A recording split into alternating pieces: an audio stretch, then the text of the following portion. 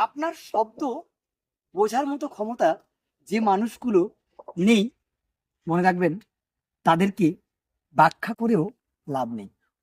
কথাটা কেন বললাম বলুন তো? যে মানুষটা তার ইচ্ছায় বসবাস করতে চাইছে, তাকে বারবার আপনার শব্দ খরচ করে বোঝানোর সত্যি কি কোনো দরকার? কথাটা কেন বললাম একবার ভেবে দেখুন তো।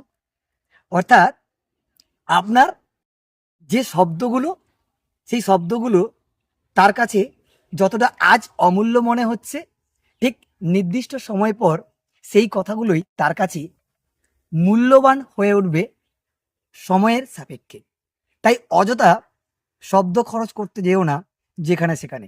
তাকে তার ইচ্ছে মতো জায়গায়, তার চয়েসে বসবাস করতে দাও বা বিলং করতে দাও।